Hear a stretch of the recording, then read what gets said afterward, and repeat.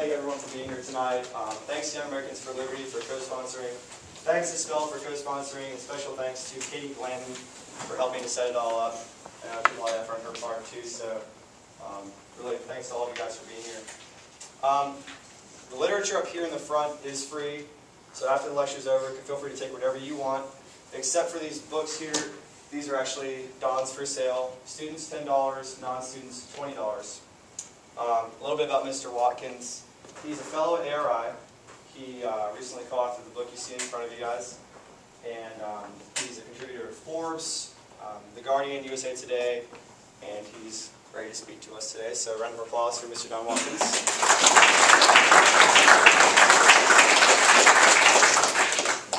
All right, so thanks for coming, and let's get started. So first of all, let's just take a poll. This is obviously a day filled with polls, so what's one more between friends? How many people here really are excited to grow the size of government and expand its role in your lives and the economy? Do not be shy. Awesome. And I'm sure a lot of questions will rise, and feel free to ask in the Q&A. We'll try to get there as quickly as possible. How many people actually think the government's doing too much in the economy, too much in their lives? Get out.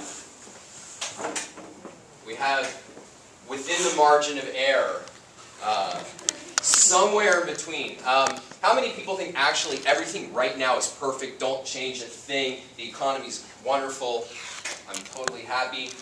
Good, because I was going to have to ask you to leave.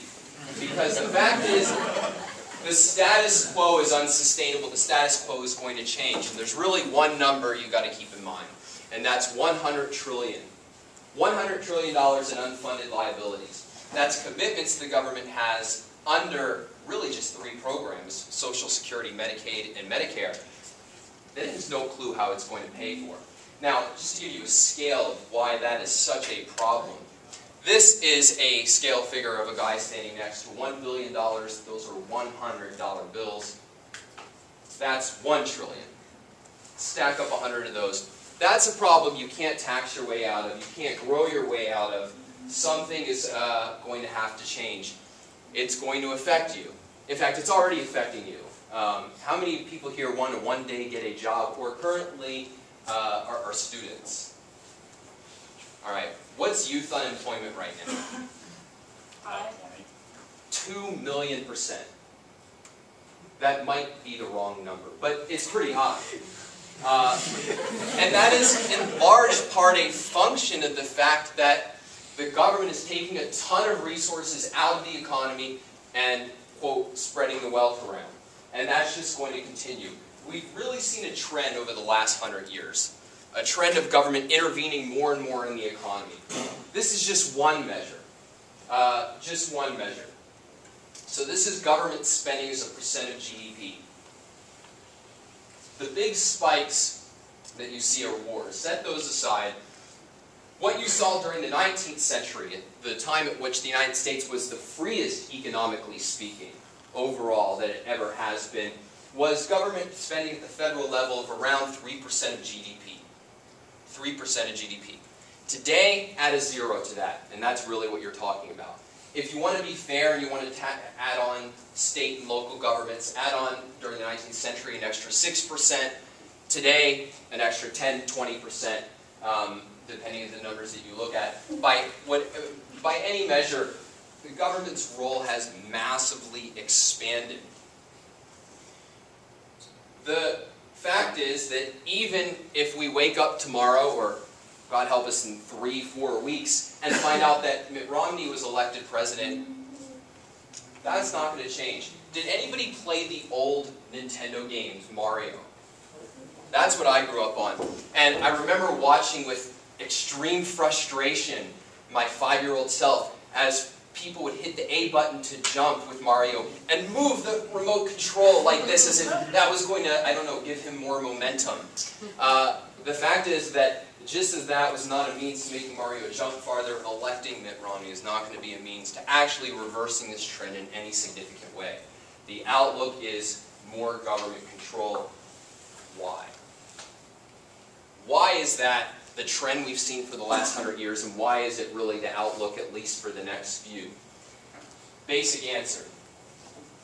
free markets promote selfishness. Free markets promote selfishness. If there's one thing you want to keep in mind in the theme for tonight, it's that government has grown and is hard to change because people think free markets promote selfishness, and that's a really bad thing. Now, my answer is not going to be free markets don't promote selfishness. As we'll see in a second, they do. But, and here's the important point, not in the way we've been taught to think. The fact is that they do promote selfishness, and what we're going to talk about tonight, and what I talk about at length in Free Market Revolution, is that that is a good thing. So, how do we get there? First of all, let's just make sure we're all on the same page that free markets really, really are selfish. They're infused with self-interest. The fact is, whether you're talking about buyers or sellers, both of it are in it fundamentally for themselves. Take Disneyland. I love Disneyland, and if there was ever going to be an unselfish place in the market, right, we would think it has to be Disneyland. But who here has been to Disneyland, Disney World, any of them? Now, I'm sure you remember, you walked in, it was completely free, they just gave you tons of food, let you sit in the roller coaster as long as you wanted. No, it actually costs something like $100,000 to send a family of 4 to Disneyland. I don't know, it really is ridiculous. My wife and I have season passes that I think we had to like pawn off our future children for. But the fact is that Disney is trying to make a profit, and they do a really good job of it. They're in it to profit for themselves, the people who work there. They are not, as far as I know, unpaid volunteers, but they are there to get a paycheck, to put their role as Goofy on their acting resume. The reason you all go, though, we all know that that is selfless concern for the jobs of others, and you really just want to go to Disneyland to stimulate the Disney economy, correct? Yes. All right. No, so the fact is that what people are fundamentally doing in a market is they're trying to make themselves better off. And that is viewed as a bad thing. It is going to be the core of why we see this trend of growing government. Now, how does this actually translate into growing government? Well, we're going to talk about two main arguments that are going to play a crucial role in why we've seen this trend of growing government. First one, the argument from greed. There's an old Saturday Night Live skit starring Dan Aykroyd, in which he played, as it was described, a ruthless profiteer who sold dangerous children's products. And these included something like Peggy's Home Ear Piercing Set. And my favorite, which was Bag O' Glass, which was a bag of jagged glass. Now, lest you think he was unfeeling and didn't care about children, he stressed there was a warning that said, "Hey kid, be careful, broken glass." But this is our image of businessmen, more or less, right? I mean, businessmen they don't give a damn about anybody else. They're out for themselves. They're, in a word, greedy. They're greedy. And that is something that we have to fear. They've done studies where they go on TV and they track over the course of a year who's committing the crimes and murders on TV. Now, who do you think is the leading, what industry or what group of people do you think commits more murders on TV than any other? No, it's definitely businessmen. Definitely, by far, businessmen. Now, in real life, do businessmen commit most murders? No, in fact, they commit very few. But we buy it. We buy it because, after all, these guys are motivated by self-interest, and what do you expect by somebody who's greedy? So, whenever something goes wrong in the economy, who do we blame? We blame businessmen. By and large, the blame gets put on businessmen. So think of the financial crisis. Day after the financial crisis, the day after Lehman collapses, John McCain, not exactly a left-winger, comes out and says, the government messed up, we're really sorry, we shouldn't have created this housing bubble that burst. No, that's not what he said. What he said is, this is a crisis of greed and selfishness on Wall Street, we need to rein it in with regulation. And that's exactly what happened. And did Americans object and say, wait, it wasn't greedy Wall Street, it was messed up government? No. Of Of course, these guys were greedy. What do you expect? That's the argument from greed. In the healthcare industry, we see rising prices. We see a bureaucratic system. Do we blame all the government regulations and controls and the fact that government spends more than half of all healthcare spending? No, the blame gets put on greedy providers, greedy insurers, greedy doctors. I mean, do you remember the debate over Obamacare? Obama actually said, hey, there's doctors out there performing unnecessary surgery on children because they can add a few dollars to their pockets. That's the argument for greed. Or anytime oil prices go up, greedy oil companies, right? When they go down, I guess this is the altruistic oil companies at work. So what's the result? Well, the result is the explosion of the regulatory state. Is something goes wrong, we blame greedy businessmen, we ask for the government to come in and restrict the self-interest. And that has brought us to this point. The point is that now if you just take government regulations at the federal level, this is called the Federal Register that lists them all. If you line it up on a shelf, that shelf is 30 feet long. 30 feet long. How many people have read Ayn Rand's book, Atlas Shrugged? How many people haven't read it because it's this thick? I am in the process. Well, I love Atlas Shrugged. It's my favorite book of all time. I read it several times. It would take 240 copies of Atlas Shrugged to capture the federal regulations. I have not, nor do I intend to read Atlas Shrugged 240 times, and yet this is the regulatory regime that we ask businessmen to operate under. Just as an aside, and we can talk about this more, regulation, when I use the term, does not refer to any law relevant to businessmen. Of course, there should be laws relevant to businessmen. Laws against fraud, laws against force, laws protecting property rights, protecting contracts, and so on.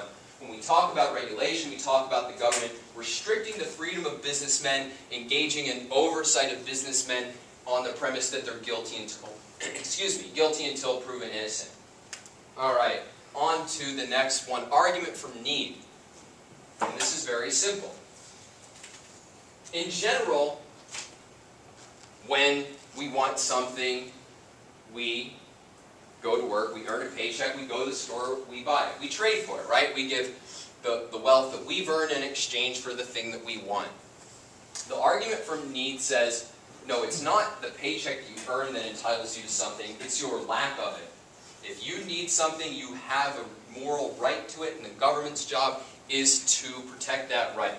It's to make sure that anybody who can afford it, quote, afford it, is going to provide you with what you allegedly need. Your need is an entitlement. That is the argument from need and the result. So the result is the entitlement state. Starting really in 1935, we get the Social Security Act, and thereafter you get a proliferation of these programs, particularly during the 60s, where we get an explosion with Medicare, Medicaid, an expansion of existing welfare programs, the introduction of many new ones, all the way to today where we have Obamacare. And let's remember, it hasn't all been Democrats who have pushed these programs. We had the biggest expansion of the entitlement state until Obamacare under President George W. Bush with Medicare prescription drugs. This is a trend that we've seen, and the way that it comes about is somebody comes along and says, hey, this person has a need, and then if you say, well, you should go fulfill it, or people should help voluntarily, they say, no, that's immoral, that's cruel, that's mean-spirited, your job is to serve that need. And if you want to keep your own money, well, that's greed. The result, each of us pays, the average American family rather, pays each year $29,000 to support the entitlement state. $29,000. Now, pause on that for a second. $29,000. What does that mean in the life of an individual? Well, for one thing, it can mean the difference between being able to live in a low-crime neighborhood versus having to live in a high-crime neighborhood. Between being able to send your child to college versus making him take on unbelievable amounts of college debt. Between being able to leave a job you hate and follow the job of your dreams. This is what is taken from Americans each year to fund the entitlement state. So, because the argument for need taps into morality, the result is that these programs have become a third rail, which is if you really are in a hurry to end your political career, start talking about how you want to alter Social Security, Medicare, Medicaid, public education, the list goes on. Paul Ryan, you may have heard of him. He has been demonized as somebody who's hating the poor, doesn't care about them at all, because he wants to address the entitlement programs. Now, how much do you think, by what percent do you think that, for instance, Paul Ryan's plans would have cut Social Security? 5%? 10%? None. Yeah. Not only is it none, under Ryan's plan, Social Security would have grown. It would have gone from 4.75% of GDP to 6% of GDP. True, that's significantly less than current trends. But slowing the growth, you're challenging morality. You are being selfish. You are immoral, and that is off the table. So that's the argument for need. Now let's get to the solution. And the solution, again, is going to be that free markets do promote self-interest, but not in the way we've been taught.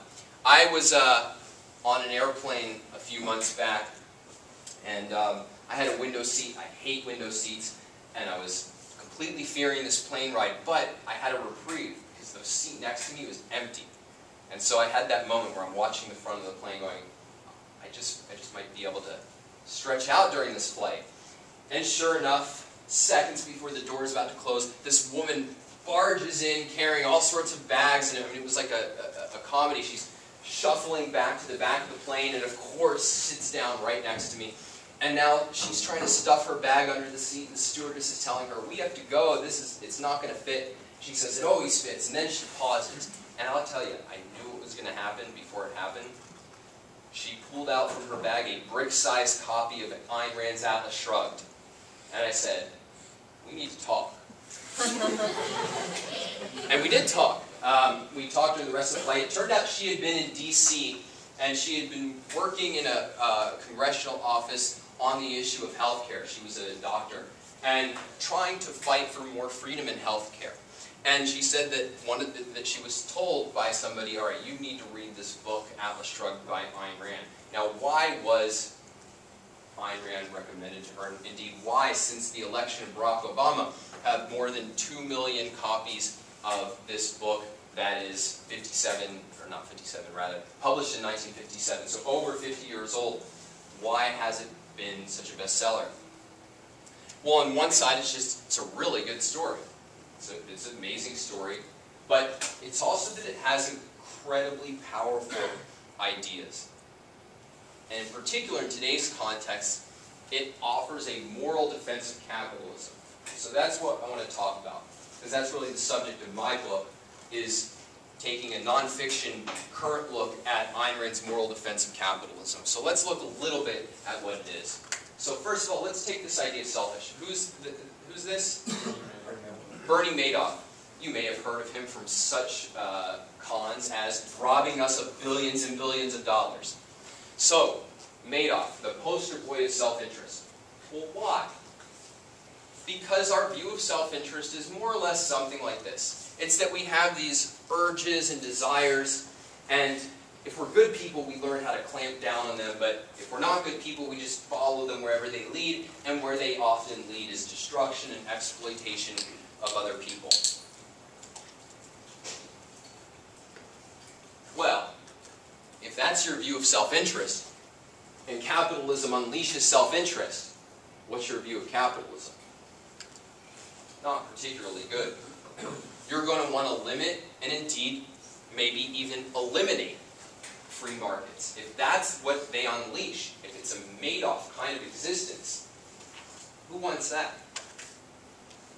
How has the right responded traditionally to this critique of free markets and to the arguments for need and arguments for greed? Not very well. And that's the reason we've seen this trend. Not very well. And really, there's been two kinds of responses. So one kind, and this is often the better economists, will say, look, let's not talk about morality, that's divisive. Let's just focus on consequences. Let's just look at the consequences of free markets versus the consequences of any particular government program. Now, there's a lot of reasons this doesn't work out. In particular, it doesn't answer the arguments from need and the arguments from greed. It leaves them unanswered. The second is that they let morality in left and right, whether they want to or whether they think they are or not. Who here knows who Thomas Sowell is? Great economist, I've learned a lot from him. However, in his book, Basic Economics, which really is worth reading, so I don't mean to criticize it as a total, he thinks that what he's going to do is give you kind of I'm just going to look at the consequences. Consequences of markets and consequences of politics. And yet it's infused with the ethics of collectivism. His foundational question is, how do we distribute society's resources? Well, the view that society owns everything, and then it's just an issue of should we dole it out to individuals for the social good, that is a particular moral view. You can't just talk about consequences. Morality is going to be there, so you better take care of it explicitly. The second is to say, well, look, we just need to find a mixture. Yeah, there's self-interest in a market, but if we just add in a little selflessness here or there, if we just restrict it, and we can find this nice mixture. A nice mixture where people do good for themselves and where they serve others, and then we will have earthly bliss. The result is this mixed morality leads to a mixed economy.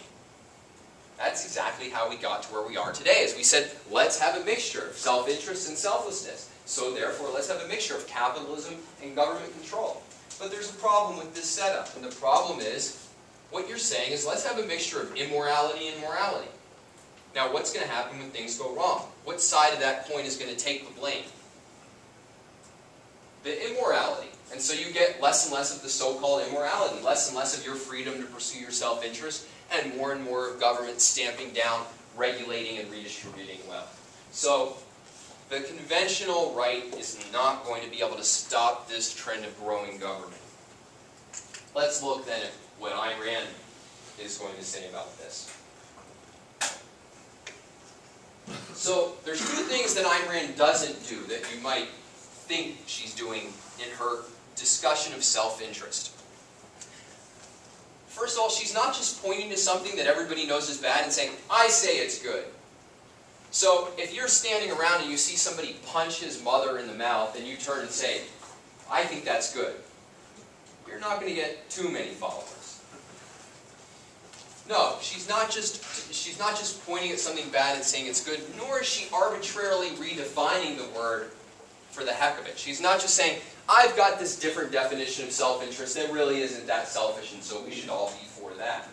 What she argues is that our conventional, traditional understanding of what it means to be self-interested doesn't make any sense. It doesn't make any sense.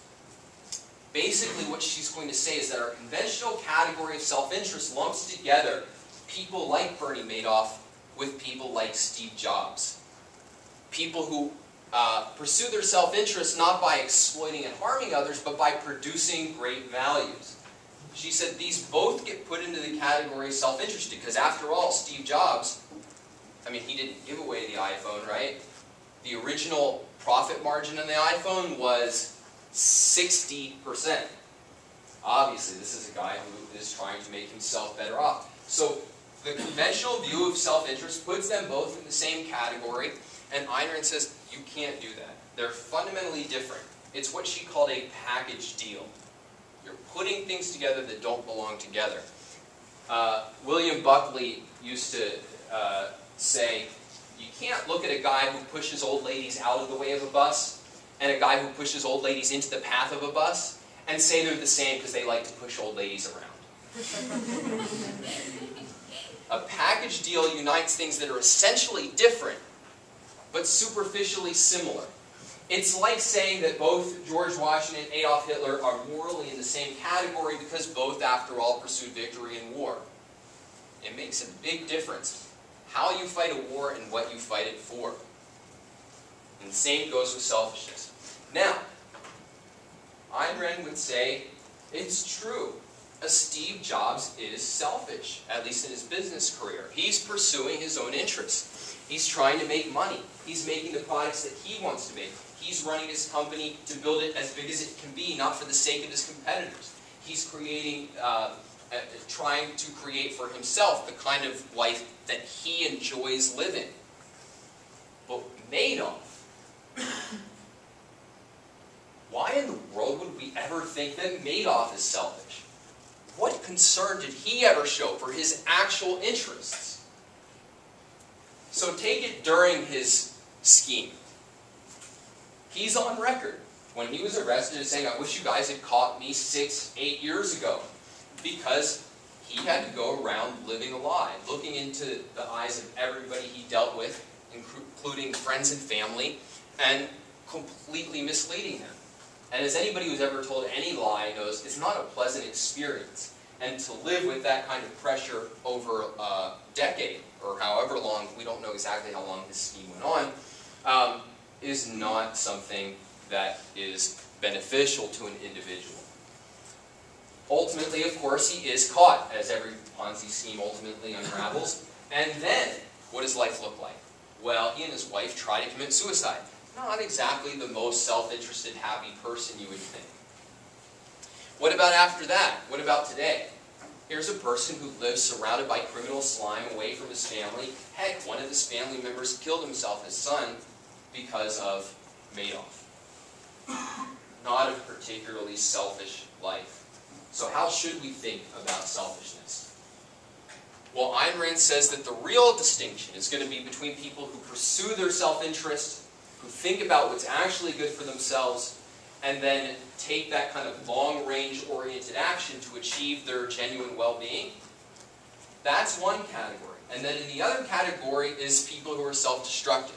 And that can include people like Mother Teresa, who, as a moral principle, put others above self, and thereby undermines her well-being, and people who just don't think, who go by their emotions and lead completely blindly self-destructive lives. That it's self-interest, rationally understood, versus self-destruction. So, what does a selfish life look like according to Ayn Rand? There's a lot to say about this. If you read Atlas, you have a good sense of it. We talk about it in the book. I'm just going to give you kind of some basic elements of it so you can get a sense of what she argues is a genuinely selfish life. So first of all, it's a life where you're thinking about what is in my long-term best interest. I often say to people that actually, Yaron and I, my co-author of this book, our next book is going to be called Yaron and Don's Hedonist Guide to Health. And what it's going to say is, look, if you want to be healthy, we have some very simple guidelines. Do whatever you feel like, eat whatever you feel like, drink whatever you feel like, smoke whatever you feel like, and don't ever exercise. Would it be so? We know, though, health is, there's certain things that are objectively good for your health, and certain things that are objectively bad for your health. It can be hard to tell which are which sometimes. You need science to investigate. But that it is a factual question. And what Ayn Rand argues is it's the same thing for your overall well-being and happiness as a person. That you need to discover what actually will be to your interest and make you happy. And the core science that's going to give you guidance here is philosophy, and specifically the branch of philosophy of ethics. Now there's three basic principles, three core principles that a person, Ayn Rand argues, has to adhere to if he really wants to achieve a happy, selfish life. The first is rationality. And basically that means a person who wants to achieve his interests goes by facts, not feelings. Ayn Rand is not anti-emotion. And this is a person who says the whole point in life is to be happy. She's pro-emotion. She wants you to experience and enjoy your emotions. But she says that to guide your life, you have to go by reason, by identifying the facts. You can think about it this way. If you're trying to get through a dark room, you're going to bump in potentially to a bunch of obstacles. You have to feel your way around. I mean, you know, there could be booby traps, who knows, right? Not the easiest thing in the world. What you want is a flashlight. You want a light that's going to show you, oh, this is how I get around the room. And it becomes a lot easier. Well, the flashlight of life is reason, is the mind, and Ayn Rand says, use it. If you're selfish, you're being rational. If you're being rational, you're being selfish. That is the essence of genuine self-interest. In terms of the basic activity that life is going to consist of, it's finding a productive career that you're passionate about and making that the central focus of your life. So her moral heroes are great businessmen, great artists, great creators of one sort or another. People like Steve Jobs, or if you've read her books, Howard Rourke and the Fountainhead, Francisco d'Ancona and Atlas Shrugged, John Galt, Dagny Taggart, and so on. It's a person who really goes after the greatest productive achievement they can attain in life. Did anybody see Steve Jobs' commencement speech from 2006? If you haven't seen it, go after this talk and to YouTube and look it up. It's really inspiring. It's very moving. But one of the points he makes is he says, if you want to be successful in life, you have to love what you do. You have to love what you do as much as you love the person you marry, because you're going to spend a lot of time doing it. That's where your happiness and self-esteem is going to come from. And Ayn Rand agrees with that 100%. How should we deal with others? And this is kind of a key question, right? Because what we're traditionally taught is that self-interest means exploiting others, taking advantage of them. How does Ayn Rand think we should deal with other people? Exactly. It's the trader principle. She thinks the proper model for all human relationships is we both win. Win-win, gain-gain. So let's take a simple business example. When I go to the car dealership and I buy a car, I give money for the car. Who wins, who loses? Me or the dealer? Who loses in that? No, we both win, right? I valued the car more than the money. He valued the money more than the car. It's a gain for everybody involved. And Ayn Rand says that should be the model of all our relationships. We should always be thinking win-win. That's how we're going to reap the rewards and values that other people have to offer. Because other people are extraordinarily valuable in life. They're a source of happiness, they're a source of knowledge, they're a source of companionship, of wealth, and all of those things are valuable to somebody who is after his own happiness. So Ayn Rand says, think win-win. It's not going to be in a friendship or a romantic life. It's not going to be, you're not trading in terms of money or in terms of like, hey, I'll vacuum and then, you can sleep with me. It's going to be fundamentally a spiritual trade. Fundamentally, I'm the kind of person that you love and you're the kind of person I love. And so I want to be with you. But the fundamental is win-win. So, if that's your view of self-interest, what's going to be your view of capitalism? Well, it's going to be that capitalism is moral because capitalism, free markets, are what protect your ability to rationally pursue your interests. In a free market, well, what is a free market? What is it free from? Well, Ayn Rand's answer is that it's free from other people coercing you. In a free market, you can, for instance, start the business that you want. If you earn wealth, you get to keep it. The government's role is to protect your freedom, but otherwise leave you unmolested. And that is the situation where you can be rational, productive, and deal with others through win-win, or go your own way. That system, therefore, Ayn Rand argues, is a moral system. It's moral because it protects rational self-interest. So how then does Ayn Rand answer the arguments that we've seen are leading to the opposite of free markets?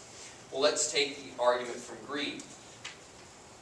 Well, the basic answer she gives is that the profit motive, self-interest in economic context, does not lead to fraud and exploitation. It leads to value creation, to production and win-win trade. The argument from need, how does she address that? Well, first of all, let's get clear on what exactly entitlement programs are. So, entitlements are the government basically guarantees you a need, right? It says you have the need, we'll provide whether it's money or in-kind service. But the government doesn't have any money. Where does it get its money? It separates people into parasites and hosts, but it can't guarantee that they'll be hosts. Yeah, I mean, let's keep it more simple, right? Does Barney Frank come to your house once a year, hat in hand, and ask for donations to fund your Social Security program? No, but that sounds like more. Yeah.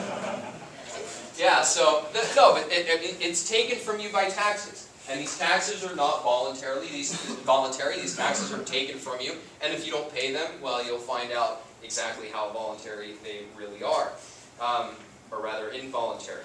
So the basic answer Ayn Rand gives to the argument for need is that this is taking wealth that you've earned, and the key point is earn. And her view is that because your life belongs to you, because your time belongs to you, that if you exercise effort to create wealth, that belongs to you too. You have a right to the wealth that you earn in a free market, and nobody has a right to it just on the basis of his need, which means his failure to create wealth. You might help certain people, you might be charitable, but that is all a side issue. The core issue is your freedom means your freedom to do with your wealth what you choose, what you think will make the most of your own life. And I just can't resist. This is my favorite of the "you did not build that" memes. All right. So, I don't know many jokes, but I know this one. A guy gets sent to prison, and the first day he heads out to the prison yard, and all the prisoners are gathered around, and a guy gets up and he says, 12. And the whole yard starts cracking up, laughing. What's going on here? Next guy gets up and he says, 17. And everybody starts laughing again. He turns to the guy next to him and he says, what's going on? He says, well, you have to understand, we have one joke book here. And we've all memorized all the jokes. So now at the same time, we just get up and we say the number of the joke. So the guy wants to fit in. And so that night, he checks the joke book out of the library and he takes it into his cell and he stays up all night and he reads it and he studies it. Wants to make a good impression. So the next day, he goes down there and prepares himself and says, 44. Dead silence. So he walks down the stage and he goes back to the guy and he says, I don't know what happened. He goes, you don't understand. It's not the joke, it's how you tell it.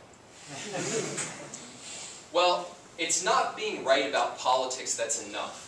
It's not knowing that free markets are good. We have to be able to defend them effectively. And that is what Ayn Rand injects into the mix, is that she has a more than half-century track record of getting people passionately excited about free markets. How? Well, the key issue to understand is moral idealism. The thing that free markets have never had was moral idealism on the side. Moral idealism has always been put on the side of those who want to expand the power of government over our lives. What do we traditionally say, about a young person who votes for a liberal, right? It's, oh, well, they're young and idealistic, but, they'll grow up and realize that Mitt Romney's everything we should be in life. Ayn Rand turns that on its head, and this is what Yaron and I call Ayn Rand's free market revolution. She puts moral idealism on the side of individualism and those who want to expand capitalism and freedom. And that is a powerful element to add to the mixture. And if you do add it to the mixture, then you can wage a self-confident defense of free markets to recognize that any restriction on them, any interference with them is not just economically destructive, but morally wrong. So thank you, and I will take your questions.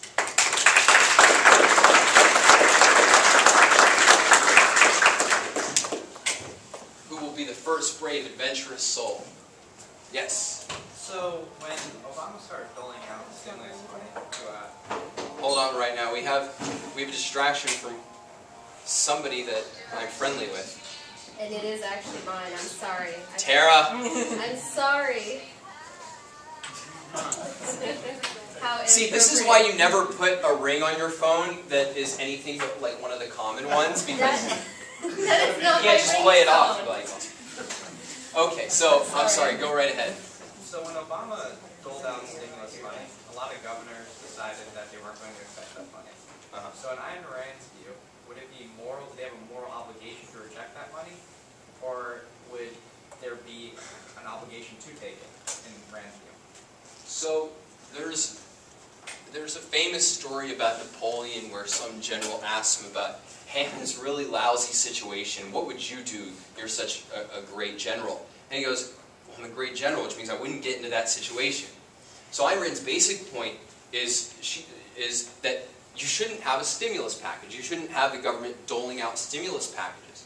Now, so that is the key thing. The key thing is to identifying what is the proper role of government and what is actually right and effective economically. So the first concern should be, why in the heck are you giving out money? Other people's money. I mean, think about the logic behind the stimulus program. It's the idea, what was the analogy that somebody gave? I mean, it was basically like, hey, you know what, we can stop drowning by moving the water from one side of the room to the next side of the room. That government spending has to come from somewhere, so it's sucked out of the hands of businessmen and entrepreneurs and poured into the hand of people who have good ties with Washington, to cronies in fact. So I think that has to be the fundamental, and that's the core of what she's going to argue. But if you can ask, what does an individual do if he happens to be a governor and he's in this situation? I don't know, I haven't thought about it. I mean, you know, you can make an argument that, all right, I'm taking a principled stand, but it's not really a principled stand because some of that money came from the people in your state. It was taxed by them, and there's no reason why you can make an argument that they shouldn't be martyred for this, so that the other states can cash in on it.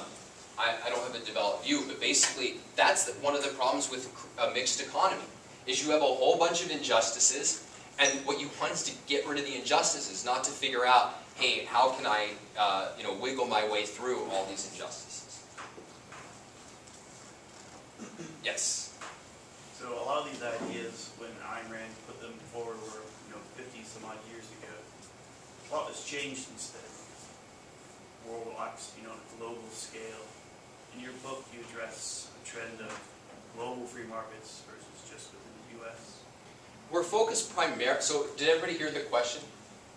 I'll try to repeat these, but remind me if I don't. I mean, basically the question is, things have changed a lot. The economy's gotten more global. Do we address this in the book? We're focused primarily in the United States, but we definitely have things to say about the global situation. But you have to remember, Ayn Rand is primarily a philosopher. She's dealing with timeless principles. And just as you can read Aristotle today, or Plato, or Kant, and the issues that they're talking about are just as relevant today as they were when they were first discussed, so Ayn Rand is discussing fundamental issues that are true of human life, no matter what time frame, no matter the details. In terms of politics, the human beings have a need by nature for freedom, and that's true whether or not other countries have increased or decreased their economic freedom. That said, you definitely want to know, well, how do these principles apply? Because the application can change depending on the changing context of the world. And so, yeah, we do try to address some of the changed context in the book. I mean, that's one of the reasons we wrote the book. Ayn Rand has a really good nonfiction work herself on these issues, Capitalism, the Unknown Ideal. But we wanted something that was going to address the financial crisis, the healthcare crisis, the entitlement crisis, the regulatory problems that are unique to today, and on and on and on. Things that we have to be able to answer today that maybe weren't as big on the table 30, 40, 50 years ago. I'll try to get the other side of the room now. Yes? I wanted to ask, do you agree with the chairman of the Federal Reserve, Bernanke? He said that, we have to, he studied the Great Depression, and he was like, it was just totally the government's fault. We didn't do enough, and we have to stop it immediately. We have to do something to act. Do you think the world is different today, or do you think he's still right today? Like, do you think it's still the same? So the question is about the head of the Federal Reserve, Bernanke, in particular, his views in the Great Depression and how they apply to today. There's a lot of elements. I'll say a couple things about that. So first of all, the analysis of the Great Depression is a little funny, because in a certain way he's right. It was the Federal Reserve that was responsible in large part for the Great Depression, in my judgment. But the lesson that he drew was, it wasn't government intervention per se that was the problem, is that government didn't intervene in exactly the right way. And now I'm going to intervene, me, Ben Bernanke, I'm going to intervene in a really smart way, and so we won't have another crisis. And in particular, the lessons that he drew was that, because the Great Depression was really intensified by what's called the deflationary credit contraction. complex, but basically what it means is there is a collapse in the money supply. And if the government had at that point, if the Federal Reserve hadn't allowed the money supply to collapse, there wouldn't have been the reign of bank failures. Things would not have gotten as bad as they were. And indeed, if you look at better economists, people like Hayek, they've pointed out that that was, at that time, the government should not have allowed credit to contract the way it did. So from that limited view, Bernanke is right. But today, what is the situation? There's an argument over, is the biggest threat a deflationary credit contraction, or is inflation a threat? And there's a million other questions that go into it. And I think there, Bernanke arguably is really wrong about a lot of things. But the most important thing he's wrong about is that there should be a Federal Reserve making these decisions. If we learned anything from the 20th century, and I promise you we did not, it's that central planning doesn't work. We saw failure after failure after failure of countries that tried to centrally plan their economy. Well, what does a central bank do? It centrally plans one of the cornerstones of an economy, and that is the monetary and banking system. It controls the money supply, it controls directly and indirectly various interest rates in the economy, and that has the same effect that it does when you try to centrally plan the production of shoes. It messes it up. And we have a whole chapter in the book where we argue that actually what was fundamentally responsible for our recent financial crisis was precisely the Federal Reserve intervening and distorting interest rates, preventing there from being a market interest rate that ultimately unleashed a bubble and collapsed. So there's a lot to it, but I'd say bottom line is, if it comes out of Ben Bernanke's mouth, you have a 95% chance that it's wrong, 3% chance it just doesn't make any sense, and 2% chance that he just happened to get, it's the broken clock is right twice a day syndrome. I mean, this is a guy who, as the world is falling, the economy's collapsing down around him. He was like that guy in Iraq who, the bombs are going off behind him, the Americans are basing. There's no problem. The Americans are not going to get us. That's in effect what Bernanke was doing as the whole economy was collapsing, saying, I don't think there's a housing bubble. It'll be fine. The fact that he's still Federal Reserve is an indictment of the fact that there is a Federal Reserve. And his predecessor was worse. We'll go first. Okay. Well, one of the coolest things that I find about objectivism is that it's a complete philosophy, so you can apply it like anywhere. And I've noticed that with the conservative right, they have a tendency to believe in God. Can you mediate objectivism with theism at all, or they just can never come together? Okay, so some quick background for those. So the question is really about Ayn Rand's philosophy and religion. So the objectivism is the name that she gave to her philosophy, and the question is there an inherent clash between that philosophy and religion? There's definitely, philosophically, the two are incompatible. The essence of Ayn Rand's philosophy is a respect for reason. Religion flies in the face of that. That it says, no, you need to have faith, and that indeed fundamental truths come from God, and that your fundamental moral obligation is obedience to God and His authority. And so, no, I think the two are philosophically incompatible. Now, that's not to say that any given individual who's religious can't find value in Ayn Rand's work. That happens all the time, and I mean, that's a great thing. And I mean, a lot of the people who read Ayn Rand and love her and participate in the tea parties, these are people who, are religious. Now, I would argue that at the end of the day, they're being inconsistent. But that's kind of a separate issue from are the two things compatible? They're not compatible, but that doesn't mean that any religious person can find zero value in objectivism. They're functional, in a sense. I'm sorry? I would say they're functional in a sense. Even though they may not be compatible, there's a certain functionality that they can share. Yeah, I mean, it's interesting to watch how it plays out in people's lives. The way that it usually happens is what they'll do is they'll take in certain kind of very high-level elements, like, I don't need to feel so guilty about being happy. And that's a benefit. But I mean, once you get into the philosophical nit and grit, it's a much different prospect. Yes? The argument for need and greed those arguments are prevailing, which do you see as more dangerous and harder to get rid of? Well, so the question is, what's more dangerous and hard to get rid of, the argument from need or the argument from greed? I don't think in terms of arguments that I would put them at the same level because they have the same source. The same source is a wrong view of self-interest. But in terms of their consequences, I think the regulatory state is much more damaging than the entitlement state. Even in the context of the entitlement state is going to cause real problems with the unfunded liability situation I mentioned. And the basic point is this, that at the heart of being able to live is the ability to act long range, to plan your life, to make choices with foresight. And what regulation does is regulation is fundamentally non-objective.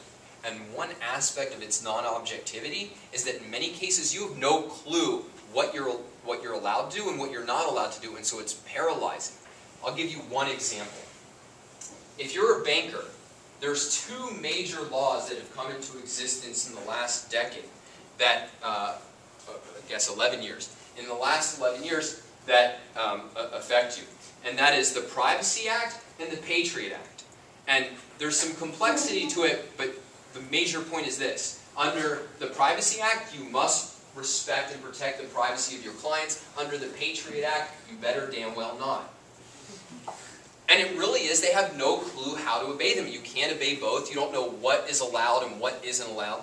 And so it really destroys your ability to plan your life, to plan your business. And when you deal with a complex business, that is massively destructive. And so I think that that's the regulatory state for that reason is a bigger threat. It's one of the reasons, by the way, you can sometimes find people who will compare the United States to, say, a Scandinavian country that has a bigger welfare state. And they'll say, well, by some measure, the Scandinavians are economically better off or only better, worse off a little bit. Now, there's a lot of problems with those kinds of comparisons, and we can go into them if you want, but the one major one is that our regulatory system is often worse than Europe's and Scandinavia in many ways. Just one reason why is that one of the good things about America is that we have some of its left, a federalist system where there's dispersed power between the states, local government, and the federal government. However, in a mixed economy, that leads to one very bad consequence, which is now you have to serve several masters instead of one. And so you'll get all sorts of inconsistencies and unclarities, which these countries don't really have to contend with in the same way. So yeah, I would say regulation is worse. And that's why I would say that the first thing you should do to repair the economy today is start decontrolling. Tax cuts, no. Spending cuts, yes, but primarily through getting rid of controls on business. Yes?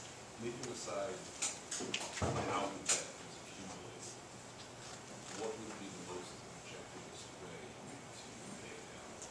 to pay it down? To pay it down? So the primary way to pay it down would be to slash spending. The debt. That's not the existing debt. Oh, the existing debt? Well, so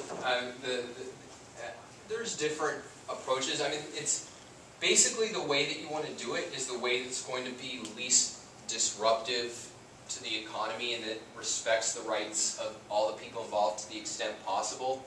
I haven't studied the matter closely, so I wouldn't want to come out swinging for any particular one, particular approach. But basically you want to pay it down as quickly as possible, and no quicker, and no slower. Well, is there any in particular that you would put on the table? Tax, default, selling assets. Yeah, I mean, you could tax, you could default, you could inflate. Well, yeah, you mentioned selling assets. Definitely that would be one. It's not clear how much you would get, but for instance, most of the land west of the Mississippi belongs to the government, and that should all be private. So you could sell that off. I also think that one of the core things that we should be doing in this country is privatizing education. Have the government stop destroying American education. And if you auction off the schools, that's another revenue source. But ultimately, I think, yeah, you basically have to do it through taxes because you don't want to default. That is not a very, let's put it, practical way to settle things. Although I think the states should be allowed to go bankrupt for sure, which they very soon will. We'll see if the government bails them out. I'm from California. We're like professionals at doing banks. But you definitely don't, if you can avoid it, you don't want to default, and you don't want to inflate. Those are two killers. So I would say that you would have to do it through taxation. There's not an alternative. Yes, please. Why should the states be able to default? It's not that they should be able to default. It's that they can't pay their bills. It's impossible. If you look at what burdens they actually have, there's no way that they can actually make good on those promises. So something is going to have to happen.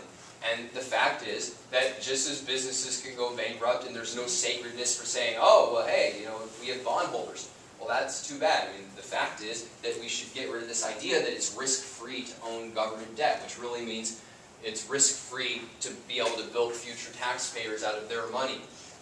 So it won't be a pretty sight, but on the other hand, I think there's really not an alternative. I don't think bailing them out is a good idea because it basically says, we're not serious, spend whatever you want, and basically we'll keep going until the whole economy collapses. But off the table competitive. But, Off the table competitive. well, I would say it's not necessary for the federal government, and that the difficulty is that it's kind of the foundation of the financial system, government, the federal government, and it would certainly be reckless for me as a non-economist to be blasé and say, oh yeah, we should default on that. So I would be very hesitant to even say that that's an open possibility. Maybe if there's an economist who thinks otherwise, I'd be interested in hearing it. But you have a real problem when you have a central banking system and it's all running on government bonds. Yes? Don't you think the government is partially defaulting already whenever they pay back debt with $2 billion? Oh yeah, I mean in a sense that that is what goes on. I mean that's what inflation is, right? I mean you can argue, you can just put it as it's a partial default. It's, oh, I'll give you your money back, kinda. But it's part of why I think it's less damaging than an outright default is because it is spread out in time, and so it's more people can adapt more to it. Whereas a default is, I mean, it's pretty sudden. Yes. So I've had an exhausting day, as I'm sure we all have. And Whoa, what's going on today? A lot of people are saying a lot of unintelligent things. But what I hope present company excluded. Yes, of course. Actually, I was really, really impressed. Okay. I wasn't fishing for that. What I've noticed lately more than ever is how false ideas can be incredibly, incredibly resilient against facts and information. And you can draw examples from a wide range, from the highly specific, like somebody will say, Obama's anti-war. Well, he invaded 4 countries and extended the occupation. Yeah, but in general, he's still anti-war. All the way to, sort of core philosophical ideas. Something like even the minimum wage is a great example. You can explain the Trader principle and explain why an employer employing someone is obviously beneficial. The minimum wage has been around, continues to be around. No economist thinks the minimum wage works. Anyone who understands the principle understands why it doesn't work. But the idea is still generally held by the population that it's good in the face of overwhelming evidence that it's not. What do you think is the origin of resilient bad ideas, and how do we penetrate that blockade? That's a good question. It's a really good question. In part, that's what our book addresses, because what we argue is that philosophic ideas are really the most resilient, if you want to use that word. They affect the most of our other beliefs, even if we're not aware of them. Our basic views about good and evil and about human nature, they shape all our other beliefs, and the fact fact that they're fundamental means that they're very deeply ingrained, so they're very hard to change. And one of the things that makes it particularly hard to change people's basic ideas is that they have a tendency to be self-confirming. So let me just give it, in philosophy, there's an issue, do we have free will or not? Well, if you don't think that human beings have free will, you're not going to be particularly, you're not going to feel in control of your life, you're not going to be particularly ambitious, you're going to basically just be a little passive and go with the flow, and guess what? A person like that, what happens in life to them is a matter of accident. The direction of their life isn't in their control. And so what they'll start to feel is that life, their experience is confirming their philosophic view. And so over the course of a lifetime, it becomes very ingrained. And that's true across the board of philosophic ideas, is that the consequences of even wrong ideas tend to, if you don't really think them through, confirm where you're starting from. And so that is at the foundation. That's one of the core reasons why these things are so hard to change. The other is that thinking isn't automatic. People don't automatically turn on their minds. And there is such a phenomenon as people don't want to hear it. They don't want to face that they could be wrong about something, or that ideas that they might find threatening might in fact be true.